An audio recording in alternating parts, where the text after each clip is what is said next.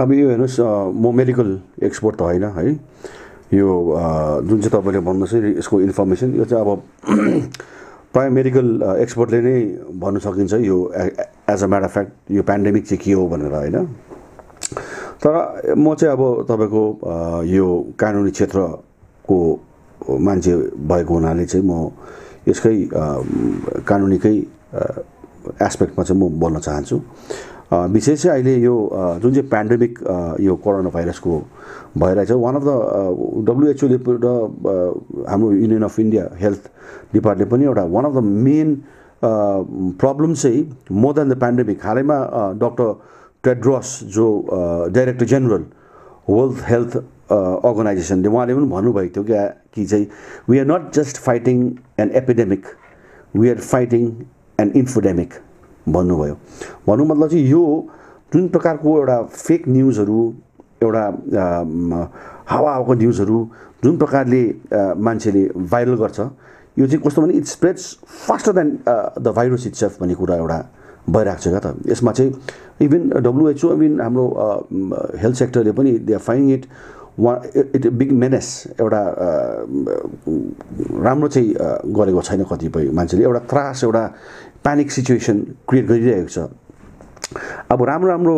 कुरा पनि छ यसमा जस्तो the world is improving the even India is improving हामीले अब आज बिहान मात्रै मैले WHO को डाटा हेर्दै थिएँ त्यसमा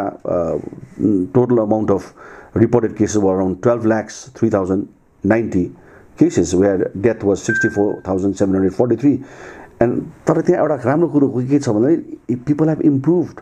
nearly 2,46,753 people have improved भएर घर गइरहेको छ even in India union health मिनिस्ट्रीले आज बिहान मात्रै 6 o'clock इन द मर्निङ एउटा रिपोर्ट दिएको थियो त्यहाँ there were reported case of around 3,374 cases death 77 भएर चाहिँ इम्प्रुभ पनि त्यहाँ भइरहेको छ भन्ने कुरो सो यस्तो पोजिटिभ न्युजहरू भाइरल गऱ्यो भने चाहिँ आई थिङ्क यो जुन प्रकारको एउटा मान्छेमा एउटा छ नि एउटा फियर साइकोसिस एउटा त्यो सायद त्यो चाहिँ हटेर जान्छ जस्तो लाग्छ and I think we can take it positively and healthily and हामीले प्लस जुन चाहिँ प्रकारको एउटा यो क्वारेन्टाइन गर्ने एउटा लकडाउन भन्ने कुरो छ त्यसलाई पनि हामीले पोजिटिभली लिन सक्छौँ नभए तर यहाँ त यस्तो साइको भइरहेको छ हामी खोक्दाखेरि पनि अब यहाँ त डराउने स्थिति आइरहेको छ क्या त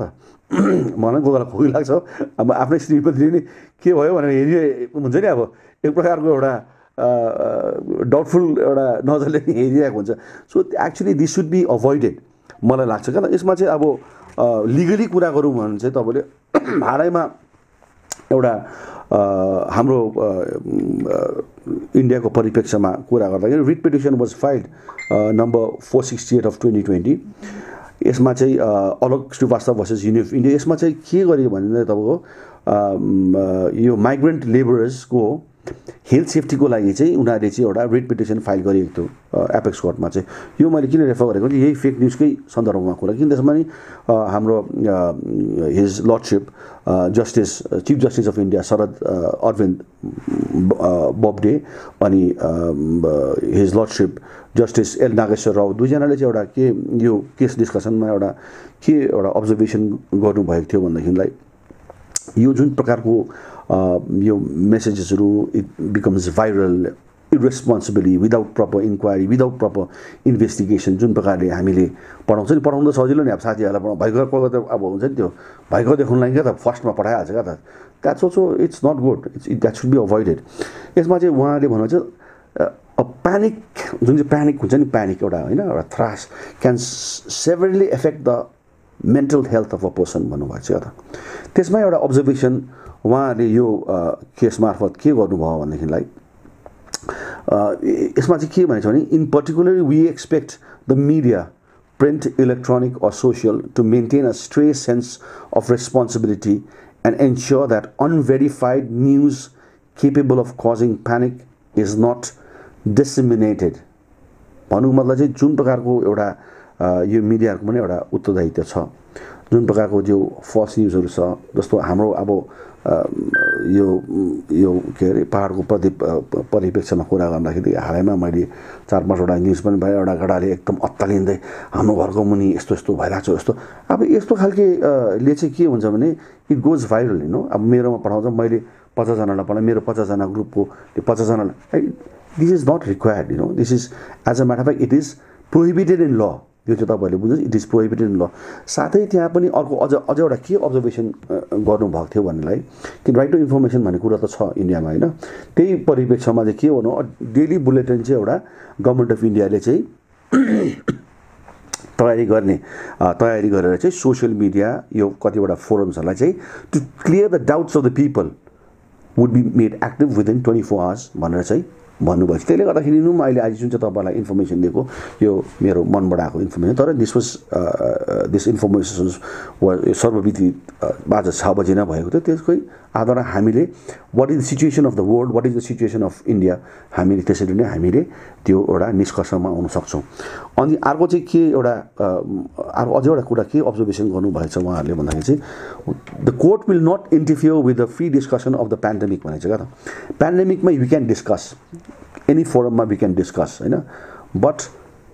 anything which has to be made सर्वविदित जुन चाहिँ गरिन्छ त्यसलाई चाहिँ it has to be properly verified गरेर मात्रै यो चाहिँ यो कुरोहरू चाहिँ सर्वविदित गरेको हो राम्रो हो भने चाहिँ त्यहाँ एउटा लाउड मेसेज चाहिँ apex court supreme court of इन्डियाले चाहिँ यो जुन चाहिँ मैले यो केस भने Alok Srivastava versus united of India त्यसमा अब्जर्भेसन गर्नुभएको छ। अब यसमा साथै हेर्नुहोस् यहाँ त भएको छ नि, तर भएको राम्रो हो जस्तो लाग्छ। मैले अस्ति पुलिस प्रशासन कुरा गरेँ। जस्तो for example section 54 of the disaster management act, section 54 of the disaster management act मा चाहिँ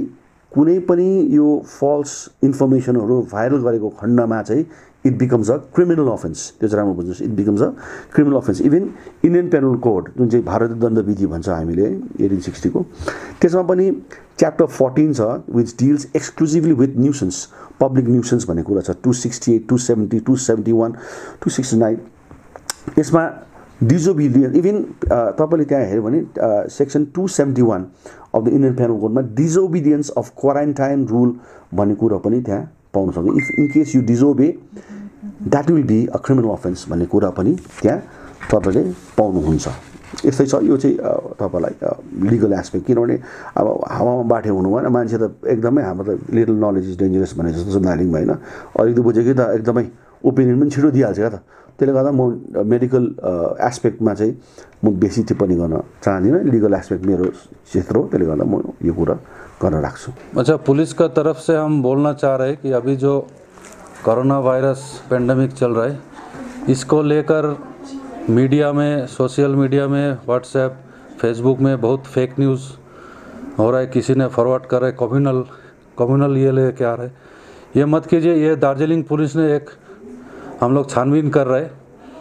छानबीन करके इसका जो फैला रहा है ये लोग के अगेंस्ट में हम लोग एक्शन ले रहे, केस कर रहे। और ये सब ग्रुप का जो एडमिन है वो लोग के अगेंस्ट में हम लोग कार्रवाई कर रहे हैं। बहुत हम लोग ऑलरेडी आइडेंटिफाई कर चुके हैं। तो अभी भी रिक्वेस्ट है, मत कीजिए। हम लोग माने इसको बहुत कड़ा से कड़ा एक्शन ले रहे, आगे भी लेंगे। त्यो हेर्नुहोस् अब यो we live in a country of nearly 1.5 billion population होइन। 1.5 बिलियन पपुलेसनमा एउटा घरमा त एउटा ओपिनियनहरू डिफर गर्छ भने चाहिँ we live in a population of 1.5 billion people. यो खालके इट भ्यारिज हुन्छ नि, त्यो ओपिनियन भ्यारिज गर्छ।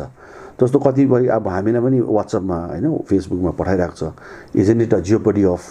राइट टु मुभमेन्ट भन्ने कुरा भइरहेको छ। कतिले यो त हाम्रो मौलिक अधिकार फन्डामेन्टल राइट्सलाई पनि ड्यामेज गरिरहेको छ भन्ने कुरा भइरहेको छ। तर यसमा चाहिँ हामीले एउटा भेरी इम्पोर्टेन्ट एस्पेक्ट के बुझ्नुपर्छ भन्दाखेरिलाई चाहिँ सबैभन्दा हामी भारत देशवासी हो, हामी एउटा डेमोक्रेटिक वर्ल्ड्स लार्जेस्ट डेमोक्रेसी हो। यसमा सबभन्दा माथिल्लो तलामा हाम्रो के छ? कन्स्टिट्युसन, संविधानभन्दा माथि हाम्रो के पनि छैन। हेर्नुहोस्, संविधानले त्यहाँ स्पेसिफिकली भनेको छ public health is a state subject भनेर त्यहाँ लेखिएको छ। त्यो बाहेक कन्करेन्ट लिस्ट भने त छ नि त त्यहाँ। क्यापिटल 3 आइटलिक्समा शेड्युल 7 मा तपाईँले हेर्नुभयो भने झन् त्यहाँ देयर आर अराउन्ड 52 रुल्स 52वटा रुल्स छ which empowers the state government as well as the central government to envisage or रुल्सहरू लागू गर्न सक्छ भनेर हाम्रो संविधानले भनेको छ फर एक्जाम्पल जस्तो स्टेट लिस्टको 6th लिस्टमा हेर्नुस् तपाईले त्यहाँ public it deals with public health sanitation hospital dispensaries हैन यो सबै जस्तो फर एक्जाम्पल आजको सन्दर्भमा 29 मा हामीले हेर्यौं भनेदेखिलाई prevention of infectious and contagious disease or pests affecting humans, plants or animals भनेर त्यहाँ दिएको छ अनि एउटा राम्रो कुरा चाहिँ के छ भन्नेलाई यस्तो पब्लिक हेल्थ इमर्जेन्सीजमा चाहिँ the government can enforce right to movement throughout the territory of India apart from the fundamental rights जुन चाहिँ फन्डामेन्टल हाम्रो हुँदै पनि गभर्नमेन्ट अफ इन्डियाले चाहिँ यो restrictions during public health emergency चाहिँ लगाउन सक्छ भनेर भनेको छ त्यो हाम्रो संविधानमा त्यो बाहेक हामीले अब यो कानुनको कुरा गरौँमा जुन चाहिँ अहिले भन्नुभयो एपिडेमिक डिजिज एक्ट अफ 1897 अहिले पनि जुन चाहिँ ब्रिटिस कालमा यो गर्नु भएको थियो दिस इज स्टिल प्रेभलेन्ट यसमा पनि इट गिव्स द स्टेट हैन त्यसलाई त अब इट वाज वान स्टेट अहिले त हैन हाम्रो state government or the central government they have immense power to impose rules and यसमा चाहिँ के छ भने हामीले डिसोबिडियन्स गर्यो भने चाहिँ के हुन्छ तपाईको section 188 of the Indian penal कोडमा it becomes a punishment minimum 6 months prison with fine or both भनेर चाहिँ त्यहाँ त्यो प्रावधान तपाईले पाउनुहुन्छ एन्ड जुन चाहिँ यो लकडाउनको यो जुन चाहिँ यो एउटा अनाउन्समेन्ट भयो इभन यो पनि तपाईले section 6 clause 2 of the disaster management एक्टमा पनि the government can't go for a lockdown हामीले जुन चाहिँ 21 डेजको पिरियड गरिरहेको छु त्यो गर्न सक्छ इट इज जस्टिफाइड त्यसले गर्दा म चाहिँ तपाईको जुन चाहिँ प्रश्न गर्नुभयो त्यो माध्यममा चाहिँ के भन्छ भने जुन प्रकारले मान्छेले यो कुरा गर्दैछ that it is unfundamental it's against the principles of the Indian constitution भन्ने कुरा चाहिँ that is totally wrong it's absurd यो जुन चाहिँ कुरा it's justified because yeah अहिले the whole world is in a state of public health emergency भएर त्यसले गर्दाखेरि I think it is what they are doing is justified कानुनी परिप्रेक्ष्यमा चाहिँ मैले कुरा गरेँ प्रशासन पनि they have to be very strict जुन चाहिँ मैले अहिले भने प्रावधानहरु हैन सेक्सन 271 एपिडेमिक एक्ट को कुरा गरेँ मैले हैन डिजास्टर म्यानेजमेन्ट एक्ट भने त्यो केसहरु अलिकति यिनीहरुलाई चाहिँ यो अलिकति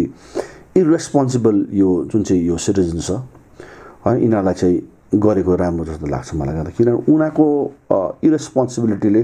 अब यहाँ हेर्नुस् 99% अफ द पपुलेसन घरमा अहिले लकडाउन भइरहेको छ हैन भइरहेको छ त्यो let the responsible citizen not be affected त म त्यही भन्न चाहन्छु यो इरेस्पोन्सिबल महँगो यो छ नि यिनीहरु यो फेसबुकमा कुनै के हाल्ने यो बाहिर घुमिरहने हैन त्यो यिनीहरुको इरेस्पोन्सिबल चाहिँ I think the right to life जुन चाहिँ आर्टिकल 21 मा हामीले ग्यारेन्टी गरेको छ that has been very badly jeopardized by these irresponsible people यिनीहरुलाई चाहिँ केस चाहिँ प्रशासनलाई मैले हिजो पनि वी ह्याड अ मिटिङ हैन टाउन डिएसपीहरुसँग मैले पनि यो कुरा त राखेको छु 4-5 केस गरिन्छ अलिकति मलाई लाग्छ के त अलिकति यो किनभने यो त होल यो त दार्जिलिङ मात्रै हैन द होल वर्ल्डलाई भइरहेछ अहिले हैन so we have to be very conscious हैन त्यस्तो लाग्छ मलाई इरेस्पोन्सिबल मंगोज भन्छ नि हैन जसले यो त्यसमा चाहिँ के गर्न चाहन्छु भन्नुलाई कस्तो भने अब जति पनि यो इन्फेक्टेड पेशेन्ट्सहरु जति पनि छ हाम्रो मान्छेले छिटो क्या त भाइरल गरिरहेछ अस्ति झन् मेरो WhatsAppमा त फर्स्टमै त्यो बिचारा त्यो लेडी हैन जो कस्तो भयो उहाँको त त्यो हस्पिटलको त्यो एडमिसनको त्यो टिकट पनि WhatsApp गर्नु भएछ क्या त मलाई so I was quite shocked because हामीले यसको इम्प्याक्ट पनि हेर्नुपर्छ क्या त what are the immediate impact which is going to take place not only to the patient तर उनीहरुको सराउन्डिङ्सहरुलाई पनि हेर्नुपर्छ जस्तो फ्यामिली नानीहरु भयो उनीहरुको हैन फ्रेन्ड सर्कल भयो उनीहरुको क्लोज रिलेटिभ्सहरु उनीहरुको त्यो इम्प्याक्ट पनि हेर्नुपर्छ किनभने हेर्नुस्